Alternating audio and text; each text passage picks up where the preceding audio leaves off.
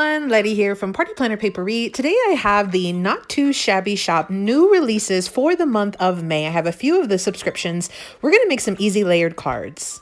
Welcome back everyone. So I'm on the design team for the Not Too Shabby Shop for this term. Here's their logo. I will list a website affiliate link down in the description box below.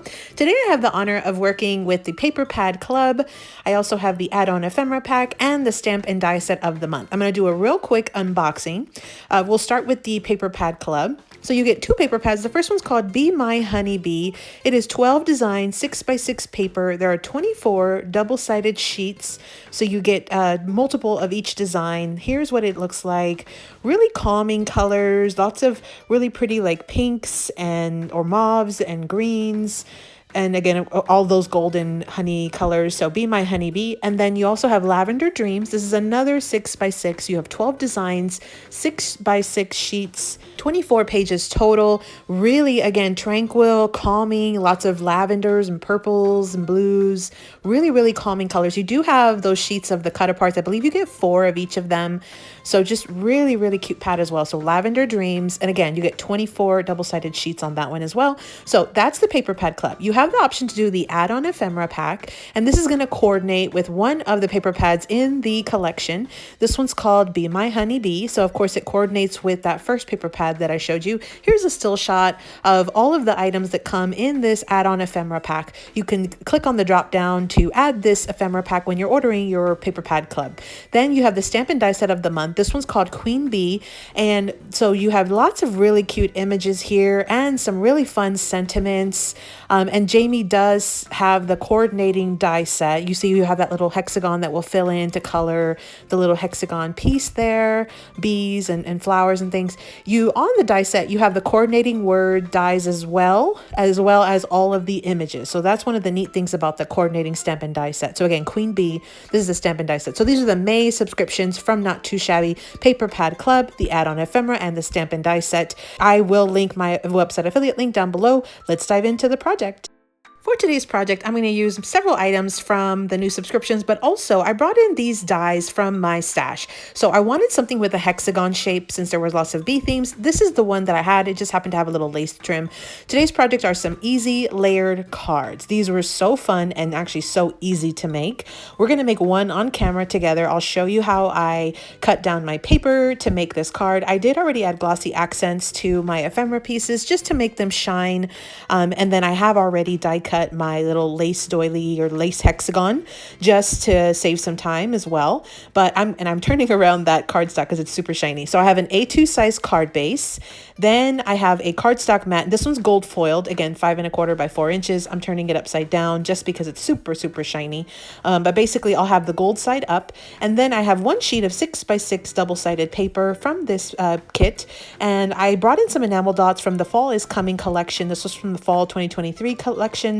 And then I have 2 of my layering hexagons. You can use any shape from your stash. I just happen to have this. I brought in some foam dimensional tape from Dollar Tree, and then some ephemera pieces that I have already added some glossy accents to. I don't know if you can see it there. One of which is a sentiment. So I have my paper trimmer here. I'm going to go ahead and cut down this paper for our card layout today. So you're going to have the pattern upright, so the top at the top, and you're going to go ahead and cut at 5 inches on the 6-inch side. So we're going to cut it at 5 inches upright. This is the strip that we'll have left over. Now, because I'm going to use this on the inside of my card, I'm going to cut this down to 5 1/4, and then this little bitty scrap, this is all I'm going to have left. I'll show you what you could do with that in just a bit as far as adding it to your card if you wanted to. I'm going to rotate the paper once. I'm going to cut it at 3 3/4 on the 6-inch side. So now I have 5 by 3 3/4 for my paper mat. I do have a scrap strip that's 5 inches by 2 1/4.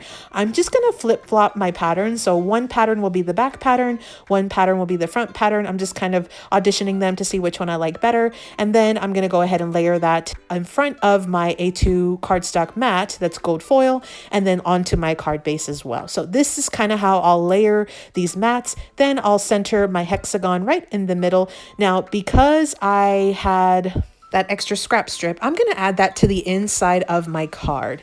Now it is a directional pattern, so what I'm doing is I'm going to use the B side of my paper, which is that hexagon pattern, and I'll put that on the inside. So let's go ahead and start. I'm going to start by adding that little scrap strip right into the inside. I like to start with the inside sometimes just because I know I don't have to worry about coming back to it. You could add an extra little piece of ephemera like this to the inside to kind of decorate the inside. You could also technically bring in your stamp set and add some little decorative elements like bees or any other little decorative element on the inside as well. So I'm going to start with my layers. So I'm going to start by gluing my A2 paper mat, which was 5 inches by 3 3/4, to my A2 cardstock mat, which was 5 1/4 by 4 inches. And then I'm going to go ahead and flip flop that pattern paper and kind of center it right in the middle, leaving that cardstock border all the way around. And then I'm going to glue that to the front of my A2 size card base. So just like this is what it'll look like. Here is the first part of my card. The last step will be to layer up my decoration. So I'm going to start with the larger hexagon or the larger die cut that I had, and I am going to bring in some wet glue just because of these little bitty edges with the little sort of lace trim. I want to make sure I get a little bit of glue on those as well. I'm going to just kind of press this down, rub out any excess glue that I have, and then what I'm going to do is layer on the next size up of the hexagon. Now I did do dimensional on my previous cards, and I like the way that looks. Here's sort of a side-by-side comparison of what it looks like to have just a tiny bit of dimension on that. So I've already added my Dollar Tree foam dimensional tape. I'm going to add that to the back, and I'm going to glue it right to the center of my hexagon, my layered hexagons. Then I'll just finish it off with my ephemera pieces. I'm just going to arrange them to whatever's pleasing to my eye, and then I'll glue them down with my wet glue. So, and I use wet glue because it's just easier to get around a lot of those little curves of the ephemera pieces. And one of them did have a sentiment, so that's what I'll be using for my sentiment on this card. So here is our card. I'm going to add in some enamel dots just to kind of finish off my card. I did think that these fall colors worked perfectly. I think I'm going to go with the pink ones on this one. I'm just sort of auditioning again to kind of see which color I like best, and I am going to go with those pink ones. So I'm going to add a cluster of 3, a large, a medium, and a small enamel dot, and then I'm going to do an extra little cluster of 2 in the top corner. Odd numbers tend to look best, so I have a total of 5 enamel dots. To recap, we have some new subscriptions from the Not Too Shabby shop. These were a few of the items. We had the Paper Pad Club, the add-on ephemera pack, which does coordinate with the Be My Honeybee paper pad, and then the stamp and die set of the month. Again, all from Not Too Shabby shop. I did bring in some additional enamel dots from the Fall is Coming collection from last year, just to kind of finish out my card. I used the pink ones. Now, today's project were easy layered cards. I did one on camera with you. I did have one little scrap, and what you could do is you could always make this a little banner and then add it to the front of your card around that spot right there, or you could even put it on the inside of your card, or even layer it down at the bottom. Now you could flip this, show the additional pattern here. Even if it was a directional pattern, you still could flip it around. So those are your options there, but today I went ahead and left it out. Here is my finished card. It's such a fun design. I am just really digging the chunky like layers this month for some reason. So I feel like you're going to see a lot more layers from me throughout the month of May.